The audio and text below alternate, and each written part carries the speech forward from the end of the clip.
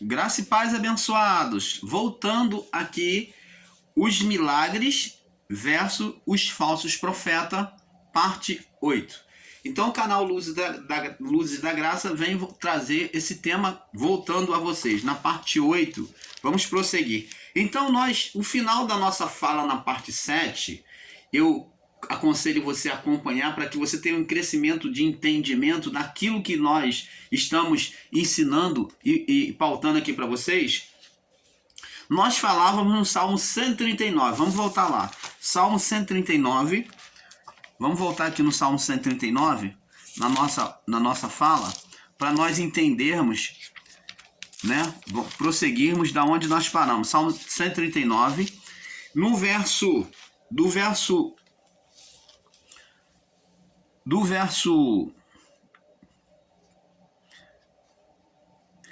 verso 7 até o verso 8. Vamos ler o verso 7 e o verso 8, tão somente. Né? Vamos prosseguir do verso 7 ao verso 8. Diz assim: o salmista, ele, diante do salmo, nós já lemos, né, do verso 1 até o verso 8. Vamos ler agora somente do verso 7 ao verso 8. Diz assim: para onde me irei do teu espírito? Ou para onde fugirei da tua face, da tua presença? Se subir ao céu, lá tu estás. Se fizer no inferno a minha cama, eis que ali também estás. Então o salmista, ele pôde, amados e abençoados, entender que a presença de Deus estava em todo lugar. Não existe lugar aonde a presença de Deus não pode se manifestar. Aqui está falando de presença espiritual. Então, se Deus está presente em todos os lugares, então significa dizer que aonde quer que o irmão Paulo, ou você, meu irmão, minha irmã, clamar a Deus, exercer a sua fé, tornar-se uma pessoa espiritual que exerce a fé sobre as palavras de Deus, o reino de Deus irá se manifestar. É isso que o salmista está dizendo. Para onde me irei do teu espírito? Para onde? Qual o lugar que eu vou me esconder do espírito de Deus, da presença de Deus? E para onde fugirei da tua face, do teu olhar? Aonde é que o homem pode estar que Deus não está contemplando? Se em todo lugar é preenchido pela presença de Deus e a face de Deus está em todo lugar. Você lembra quando Jesus falou: tive fome, não me deste de comer. Tive sede, não me deste de beber. Estive nu e não me vestiste, era estrangeiro e não me recepcionaste, não me hospedaste. Estive preso e não foste me visitar. E os discípulos perguntaram a Jesus: quando é, Senhor, que nós estivemos nessa condição todas aí que o Senhor falou e não fizemos nada por ti?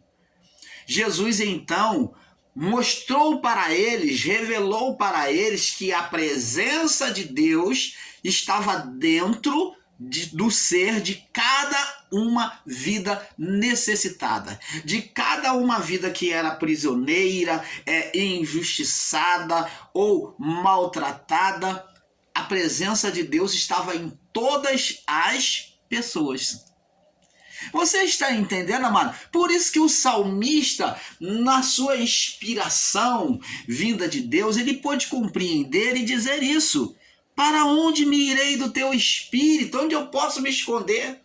Deus está naquele que você despreza no meio da rua, que você, dentro do templo religioso, você que é evangélico e me ouve, você valoriza mais a palavra do seu pastor, dando o seu dízimo, a sua oferta, querendo agradar a sua chamada igreja, a sua instituição, do que agrada mais ao seu pastor e à sua instituição do que o seu próximo que você passa de largo no meio da rua, o seu vizinho, a sua vizinha, o seu irmão necessitado, o seu companheiro de trabalho que está se lamentando, passando necessidade, que muitas das vezes pede um favor seu, uma ajuda e você nega.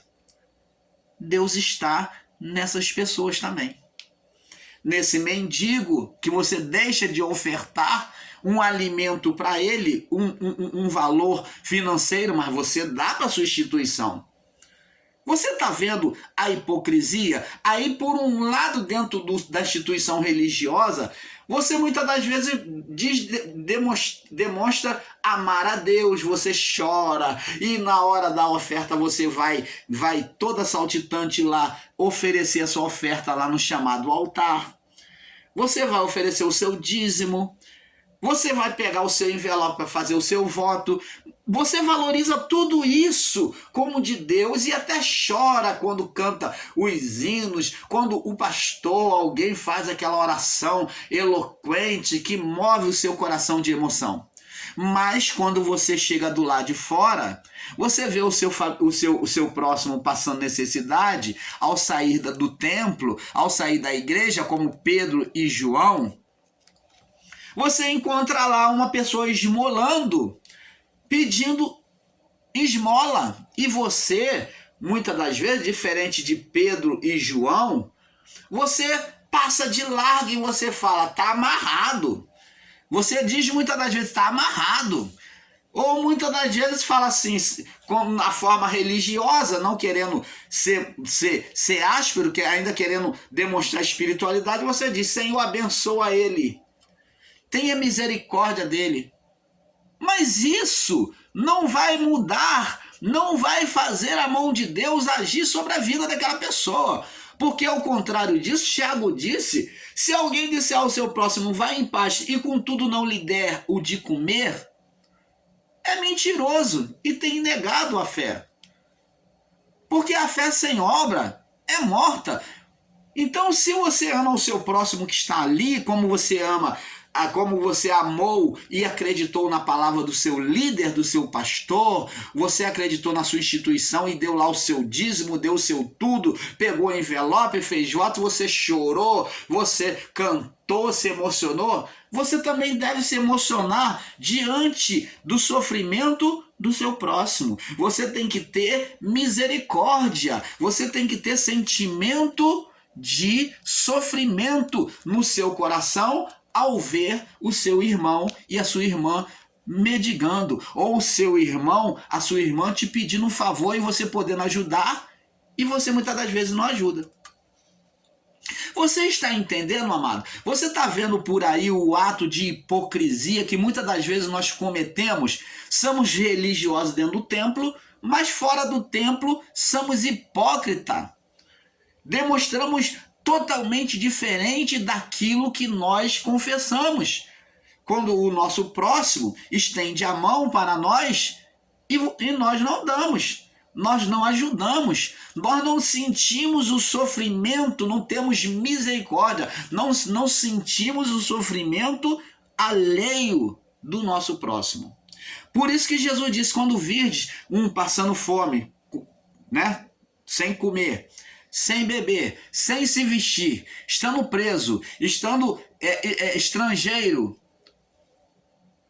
quando não fazemos nada por essas pessoas que estão vulneráveis nesta vida, precisando da nossa ajuda, nós negligenciamos, nós negamos a Deus, porque Deus está em todas essas pessoas, porque em todos nós, amados, existe o Espírito, a essência divina, a luz de Deus, porque a vida que há naquela pessoa que está em sofrimento, ali, aquela vida que acendeu ali, é o Espírito de Deus, é o Espírito da vida naquela pessoa que trouxe aquela alma ali. Ainda que aquela alma esteja sofrendo, mas o espírito interior dela é divino. Por isso que Jesus disse que quando vides eles assim, passando fome, com sede, sem se vestir, preso na prisão, estrangeiro, você vê também Jesus neles. Você, quando nega ajudar essas pessoas, você está negando o próprio Deus. Está negando o exercício da fé, porque é mentiroso. É mentiroso. Então, abençoados, como no final da minha fala, estive falando, e aqui o salmista diz assim, Para onde me irei do teu espírito? Ou para onde fugirei da tua face? Deus, ele é onisciente, onipresente. Ele está presente em todos os lugares, em todo o ser, em todos os seres. E se subir ao céu, se eu buscar subir aos céus, às alturas, lá tu estás. E se fizer no inferno a minha cama, eis que ali também estás. Deus está no inferno, no mais profundo inferno, a presença de Deus está. A presença de Deus está no mais profundo inferno, como na terra e em todos os lugares. Por isso não temas se, como o irmão Paulo no vídeo 7 abaixo, diz que já esteve numa sessão espírita, convidado, desafiado por um espírita, e ele foi, como eu fui. Sentei lá no meu cantinho, lá atrás, e fiquei lá assistindo aquele culto afro, aquele culto espírita lá, com educação, com respeito. Não faltei respeito, não ridicularizei, não maneei a cabeça desprezando. Não, eu me coloquei numa posição de respeito. Estive ali dentro de mim, orando para que um dia Deus abrisse o entendimento de cada uma daquelas pessoas. Ao tempo todo clamando, Pai, perdoa, porque eles não sabem os que fazem. Muitos estão aqui e não sabem o que fazem. Muitos estão equivocados no engano de entendimento da palavra. Não comi as coisas sacrificadas, bebi apenas água, tomei um cafezinho. Passei a noite toda ali naquele centro, esperando o término, do início ao fim. Aonde foi feito todo tipo de cerimônia, foi feito consulta, perguntaram se eu queria me consultar com a entidade, com preto não sei de quê, com Maria não sei de quê. Eu falei, olha, eu não tenho necessidade, eu estou suprido, não sinto necessidade. Muito obrigado. Então não faltei com respeito dizendo tá amarrado, não. Eu respeitei o espaço e a fé de cada um deles ali. A mãe de santo ficou tão indignada, inconformada com a minha atitude e incomodada que ela questionou a pessoa que me convidou a estar ali, que achou que eu não ia. Quando a pessoa mal esperou, ela já estava lá em transe espiritual manifestada. Quando ela voltou a si, ela me viu, ela ficou sem graça, porque ela não esperava que eu fosse participar. E o esposo dela, então, dependendo da minha carona no meu veículo, eu então aproveitei que ele estava sem veículo, por ser num lugar distante, eu fui levar ele. E então eu aproveitei a oportunidade do desafio que um dia ela me fez. Eu falei que um dia iria lá. Então eu fui. E a mãe de santo, as entidades que manifestaram com muita dificuldade. Houve nitidamente um impedimento a ponto da mãe de santo depois repreender a sua filha de santo, que me convidou para estar lá, dizendo que para quando isso fosse acontecer, antecipasse a ela para elas se prepararem. Olha bem, amados. Não que o irmão Paulo seja o super espiritual, não, amados. Eu não mostrei nada. Eu simplesmente estive ali. Não estive repreendendo demônio em ninguém, não estive o tempo todo tá amarrado fulano, não, estive ali na minha, orando, intercedendo, pedindo a Deus misericórdia por eles, e que um dia Deus abrisse o entendimento deles, a revelação do Evangelho. Foi essa a minha oração o tempo todo. E não houve nada, absolutamente nada com a minha vida. Não fui atropelado, não fui estraçalhado, não aconteceu dano nenhum. Porque aquele que é nascido de Deus, o maligno não toca. Eu respeitei eles dentro da fé deles, sabendo que aqueles espíritos que eles se submetiam estavam debaixo do poder de Deus, que Deus é Senhor sobre ele.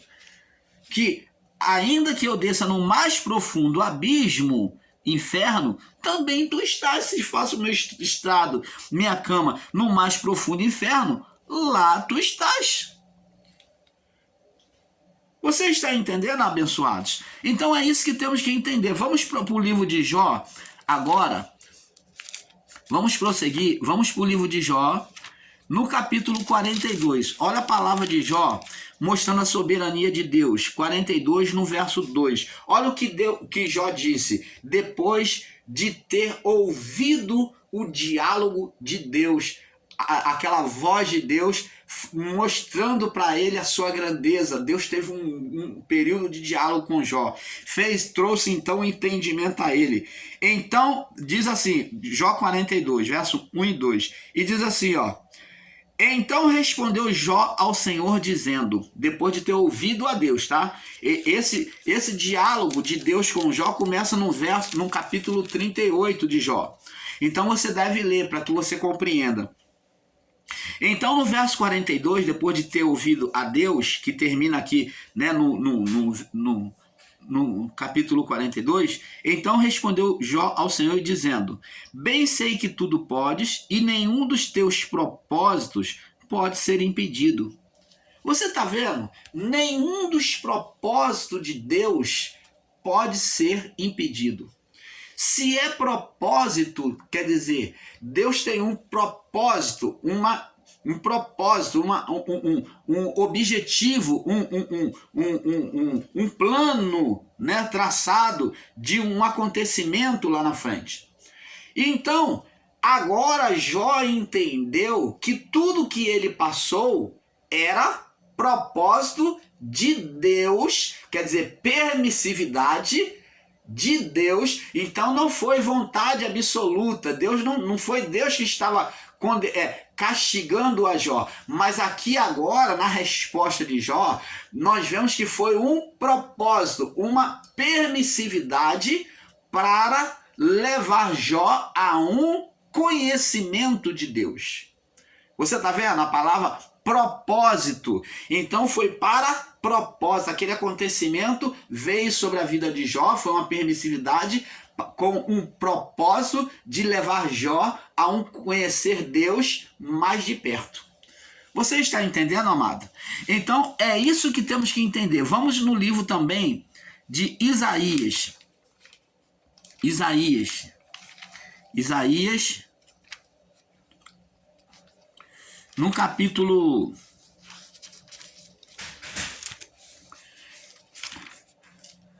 43,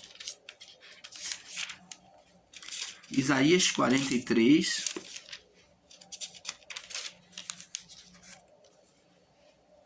Isaías 43, no verso 18 e 19, diz assim: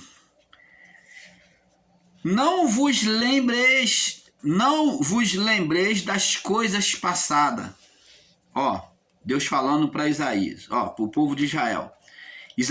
Deus profetizando para Isaías, para o povo de Israel. Não vos lembreis das coisas passadas, e nem considereis as antigas. Então Deus está falando, olha, não fica preso no sofrimento de vocês na Babilônia, escravo no Egito, não.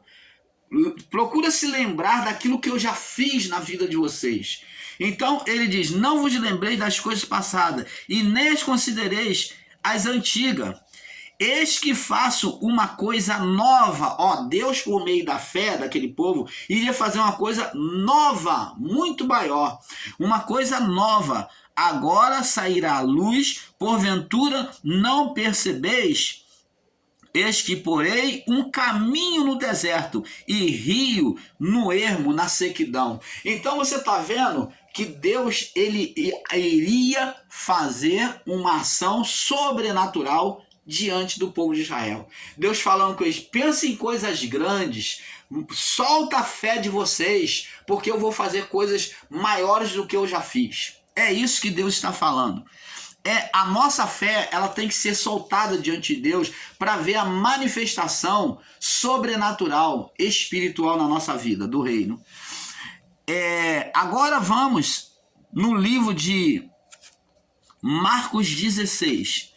Vamos prosseguindo agora aqui no Novo Testamento, no livro de Marcos 16. Marcos 11. Marcos capítulo 11, no verso 24. Olha só o que diz aqui. Vamos ler do verso 20 em diante. Marcos 11, verso 20 em diante. Diz assim: E eles, passando pela manhã, os discípulos, viram que a figueira que Jesus tinha passado por ela, que ele amaldiçoou, tinha secado desde as raízes. E Pedro, lembrando-se, disse-lhe: Mestre, eis que a figueira que tu amaldiçoaste se secou. E Jesus respondendo disse: Tendes fé em Deus. Jesus falou: isso que eu fiz foi por meio da fé. É essa fé que não é presa aos olhos, que você vai determinar, não vai ficar pautado no que você olha, no que é aparente, ainda que a situação seja contrária ao que você olha, ao que você vê, mas você deve continuar crendo conforme você determinou. Jesus determinou que a figueira, ninguém jamais coma fruto de ti. E ele passou, foi lá, cumpriu a missão dele na cidade de antes. Quando vinha voltando, os discípulos lembraram da figueira e olharam e viram que ela estava seca até a raiz. Incrível, né? Mas isto é a ação sobrenatural de Deus, por meio do Filho, para mostrar que o sobrenatural se manifesta diante da fé. Não existe limites para a fé humana quando ela está projetada em Deus. Não existe limite. Ela age de forma inexplicável, sobrenatural. Então, como lemos lá no livro de Isaías, né? Aonde Deus disse que ia fazer florescer no deserto. Ora, florescer no deserto é sobrenatural. Ter água no ermo, no lugar seco, nascer rios em lugar seco, é sobrenatural. Não se explica isso, amados. Então, da mesma forma, Jesus disse: tendes fé em Deus, verso 22. Verso 23. Porque em verdade vos digo, agora ele vem dizer que eles também podem fazer a mesma coisa. Ó, transferência de poder aos que creem. Ele diz: porque em verdade vos digo, está dizendo para quem? Digo a vós, a vocês, que qualquer que disser a este monte, qualquer, sem acepção, qualquer que tiver fé, a fé, ela não é para alguns, para um tem fé e Deus colocou o outro não tem, não. A fé, ela foi distribuída de forma igual para todos, uma semente de fé. Só que ela tem que ser exercitada. Diz aqui: porque vos digo que qualquer que disser a este monte, ó, aí ele usa um monte, que é algo que é humanamente impossível de se mover do lugar, que é algo fundamentado na criação, aonde Deus projetou. Mas assim como Ezequias, que Deus já havia determinado a morte dele, e Ezequias reverteu essa situação quando ele se apresentou diante de Deus, com humilhação diante de Deus, com humilhação de humildade e verdade, clamando a Deus, e Deus então mudou a sorte de Ezequias, acrescentando mais 15 anos. O monte também é fundamentado, aonde só o próprio Deus pode movê-lo do lugar.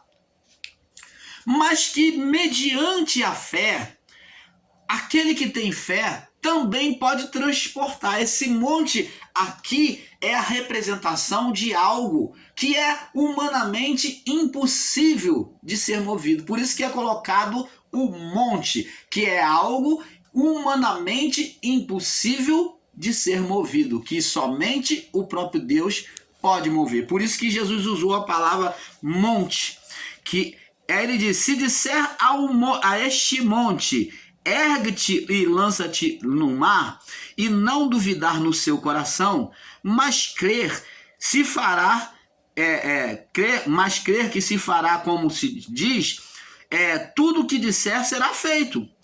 Por isso vos digo que todas as coisas que pedirdes, todas as coisas são todas as coisas. Mas é claro que nós não podemos estar vulgarizando, literalizando a palavra e falar, eu quero que chova ouro. Eu quero que chova dinheiro. Não, Deus não é palhaço de ninguém. E Deus não é empregado e nem servo de ninguém. Nós devemos pedir segundo a vontade de Deus, com humildade, debaixo da humildade e da verdade. Quando estivermos pedindo debaixo da humildade, como diz a palavra, bem-aventurado, foi a primeira bem-aventurança, os humildes de espírito, porque deles é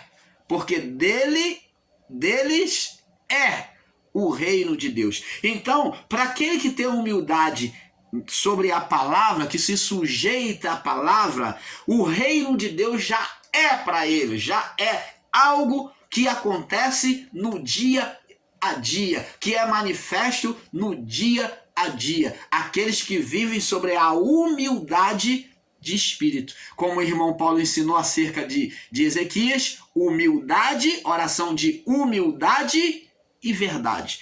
Então tem que estar debaixo da humildade e verdade, para que esse pedido aconteça. Por isso vos digo que todas as coisas... vos digo que as coisas que por isso vos digo que todas as coisas que pedirdes, orando, crerdes, crede, receber, tê-la-eis.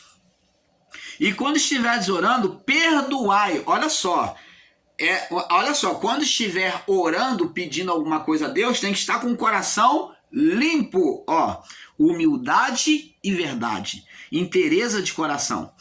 Quando estiveres orando, perdoai. Não adianta pedir a Deus algo, não adianta entrar diante de Deus em oração com um propósito, com um coração, com mágoa, com ressentimento contra alguém, né? Você não é capaz de perdoar alguém, você se acha superior aos outros, a sua oração é uma oração cheia, inflada do seu próprio ego, você ora se julgando mais espiritual do que o outro. Não, Deus não vai atender. Quando estiveres orando, perdoai. Se tende alguma coisa contra alguém, para que o vosso... perdoai se tende alguma coisa contra alguém, para que o vosso Pai que está nos céus vos perdoe as vossas ofensas. Mas se vós não perdoardes, também o vosso Pai que está no céu não perdoará as vossas ofensas. Então significa dizer que não adianta pedir a Deus com o coração sujo, com o sentimento maligno em relação ao meu irmão. Eu tenho que estar em paz com Deus e com meu irmão, para que em tudo que eu peça a Deus, aí sim essa palavra será real na vida daquele que crê. Para que tudo que eu pedir a Deus aconteça. Tem que estar em paz com Deus e com o próximo. Por isso é que não acontece na vida de todos. Por isso é que muitos oram, um milagre não acontece. Mas fiel e verdadeira é a palavra. Porque existe alguma coisa, existe uma condenação. A pessoa, ela não está com um coração humilde e verdadeiro diante de Deus. Então, abençoado, vamos ver agora no livro de Marcos, capítulo... vamos lá no livro de Marcos, capítulo 5. Marcos capítulo 5. Agora vamos para o livro de Marcos capítulo 5. No verso 24 ao 34. Vamos ler aqui.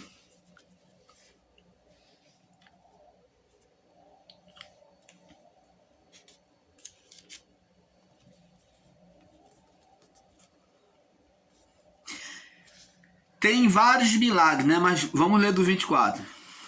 Vamos ler, para não ficar fora do contexto, vamos ler do verso 21, né, em diante, para poder entender o texto. Vamos ler.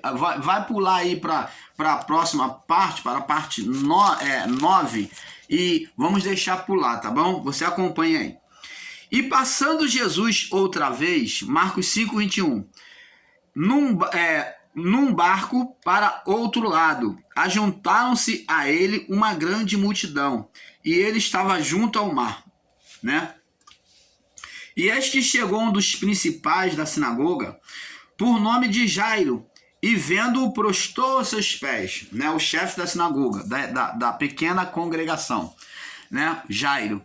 E ele prostrou-se aos seus pés, vendo, prostrou-se aos seus pés, e rogava-lhe muito, dizendo: minha filha, a filha do chefe da congregação estava doente, minha filha está até a morte, rogo-te que venha e imponhas as mãos para que sare e viva. Então, ele já chegou, segundo o costume, ele já esperava que Jesus colocasse a mão, né, que era o costume, não que ele estava dando ordem a Jesus, mas ele esperava que Jesus, impondo a mão, a filha dele ficasse curada, que era o costume dos homens de Deus impor.